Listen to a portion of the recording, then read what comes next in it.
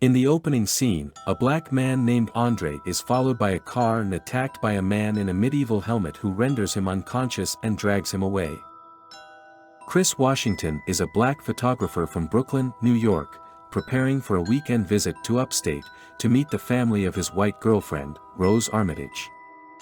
Rose brings pastries and coffee to her boyfriend Chris' apartment as they prepare for a weekend trip to visit her family.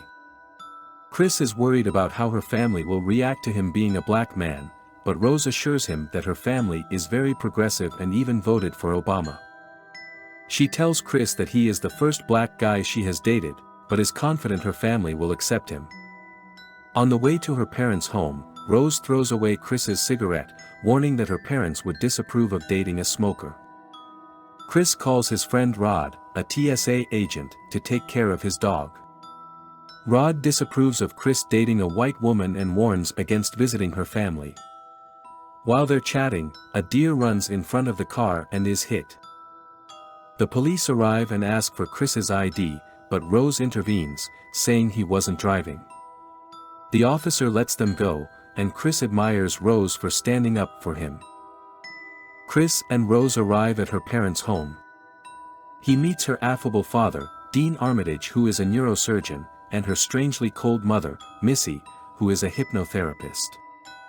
Dean gives Chris a tour of the house, showing him old family photos. Dean shares that his father was a track runner who lost the 1936 Olympics to Jesse Owens, proving Hitler's Aryan idealism wrong. They also look at photos of Rose's brother, a surgeon who went through a rough patch. The Armitages have two black helpers on site, Walter and Georgina.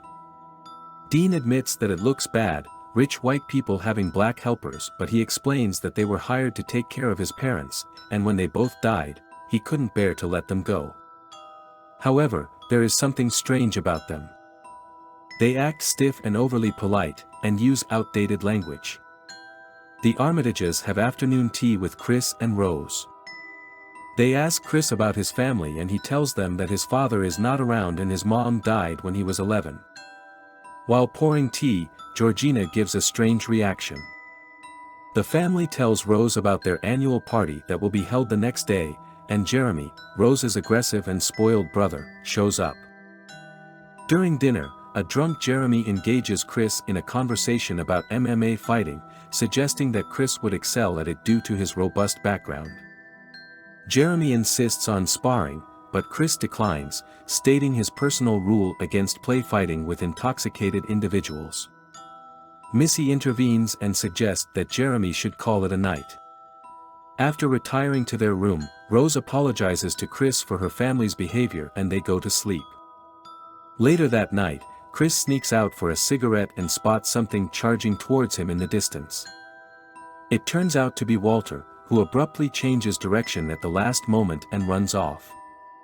Meanwhile, inside the house, Georgina is gazing out a window, but upon closer inspection, she's just admiring her own reflection. Chris decides to head back inside. Missy startles Chris on his way back to his room, offers to help him quit smoking, and hypnotizes him with her teaspoon as a focus object. She takes him back to the night his mom died when he was 11, and he confesses he was too scared to do anything. Chris sinks into blackness as Missy stirs her teacup and tells him to sink, leaving his consciousness separated from his body. Chris wakes up in bed and finds his phone unplugged. He checks his phone and finds a picture from Rod, pretending to give his dog a beer. With low battery, he plugs in the phone and tells Rose about his vague memories of her mom hypnotizing him the previous night. The Armitage's wealthy friends arrive for the big party. It's mostly older white people, who subjected Chris to inappropriate comments including remarks about his incredible physique and race, and how black people are better in bed. Seeking an escape, he meets Jim Hudson, a blind art dealer who compliments Chris's work and envies his visual perception. Jim admits he's not skilled at photography despite trying it before, but has a great assistant who can describe pieces well. As Chris returns to socializing with the guests, he encounters another African-American man who appears to be around his age. Chris attempts to connect with him, but like Walter and Georgina, the man seems rigid and artificial. Nevertheless, there is something about him that strikes Chris as familiar. Chris decides to check in with Rod but finds his phone unplugged again. After plugging it in, he notices Georgina is cleaning in the other room.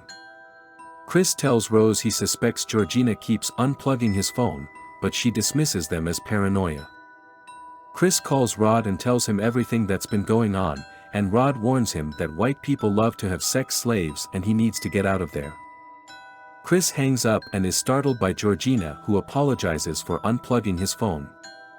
Chris reassures her that he didn't mean to get her in trouble, but she responds strangely, crying and saying that the Armitages treat her like family. Chris heads outside and attempts to take a picture of the familiar black man with his cell phone, but forgets to turn off the flash. As soon as the flash goes off, the man's demeanor suddenly changes, he becomes agitated and his nose starts bleeding. He approaches Chris and warns him to leave immediately. Rose is concerned after the incident and asks her dad about the man's seizure. He explains it was just a reaction to the flash. The man comes out and apologizes for upsetting everyone and says he must return home. Later, Chris and Rose walk and he tells her he recognized the man and something is off. Rose agrees and they decide to leave, promising to make up an excuse to her parents. At the house, Dean conducts a silent auction with his guests, using bingo cards to place their bids, while Chris's picture is displayed next to him. Jim Hudson emerges as the winner of the auction, while the other guests leave. Chris goes to pack his things and sends Rod the picture of the black man earlier. He immediately gets a call from Rod, who tells him that the guy in the picture is a guy they knew named Dre, who went missing some weeks ago. Chris finds a box of photos of Rose with many other black guys in romantic poses, including photos with Walter and Georgina. Chris asks Rose for the keys to put their bags in the car. As they make their way out of the house, Jeremy blocks the front door. Dean and Missy are also there. Chris keeps telling Rose to get the keys. Suddenly, Jeremy attacks Chris, but Missy and Dean tell him to calm down. Chris finally realizes that Rose is also involved. Then, Chris is subdued by Missy clinking her teaspoon on her cup. Rod tries to call Chris but it goes straight to voicemail. He discovers that Andre has been missing for a while now and goes to the police. He tells his story to a female officer, who calls in 2 more officers, but they all laugh at him and no one takes him seriously. Chris wakes up to find himself restrained in a chair, facing a mounted deer head and an old TV. He watches a video made by Dean's father discussing immortality. Suddenly, the teacup and spoon appear on the screen, causing him to pass out. Rod calls Chris's phone again and Rose answers, lying that Chris left 2 days ago. Rod says he went to the police and she appears concerned, but when he tries to record the call, she accuses him of having feelings for her, so he hangs up after calling her a crazy bitch. Chris wakes up to Jim Hudson explaining that he wants to swap brains with Chris, so that he can see the world through his eyes. Dean has developed the neurosurgery for this, and Missy hypnotizes the donors for the procedure. After the operation, Chris will exist in the void as a passenger, helplessly watching someone live his life. Chris notices his nails have clawed through the chair's leather arm, revealing the padding. The teaspoon clinks and Chris blacks out again. Dean and Jeremy prepare Jim Hudson for a brain transplant, and Dean instructs Jeremy to fetch Chris. He discovers Chris, who appears to be unconscious, and removes his restraints while preparing an IV. However, Chris suddenly wakes up and strikes Jeremy, knocking him out. Chris had only pretended to be unconscious, he had actually stuffed chair padding in his ears to muffle the sound of the teaspoon. Dean calls out for Jeremy and leaves the lab to search for him. Suddenly, Chris charges at Dean and stabs him with the antlers of a mounted deer head from another room. Rose is listening to music with earbuds, unaware of the situation around her. As she listens, she searches for pictures of attractive black men with well-built bodies on the internet. Chris confronts Missy, who tries to grab the teacup and spoon, but he breaks the cup and Missy attacks him with a knife. Chris manages to turn the knife on her and kill her. As he tries to escape through the front door, Jeremy stops him with a chokehold. After a few failed attempts to open the door, Chris stabs Jeremy in his leg and repeatedly stomps on his head, ending his life. He escapes in his car, accidentally hitting Georgina on the way. Chris helps her and takes her with him. Rose opens fire and whispers, "Grandma." While driving, Georgina wakes up and attacks Chris, leading to a car crash that kills her. Chris wakes up and Rose chases him with a rifle. Rose calls his grandpa and Walter runs after Chris and tackles him. Chris uses the flash of his phone's camera on Walter, snapping him out of the hypnosis. Walter turns and asks Rose for her rifle. She gives it to him, and he shoots her in the stomach and then turns the rifle on himself.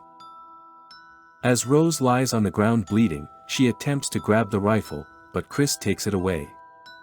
He bends over her and she touches his cheek, professing her love for him. Despite this, Chris begins to choke her, but then hesitates and cannot bring himself to do it. A police car arrives, and Rose calls out for help. But it turns out to be Rod stepping out of the car. Chris gets in, and Rod comments on the chaos, reminding Chris of his warning about not going to the house. The two drive away, leaving Rose's body on the road. If you enjoyed this video, please make sure to hit the subscribe button and turn on notifications so you never miss a new release. Thanks for watching, and we'll see you in the next one.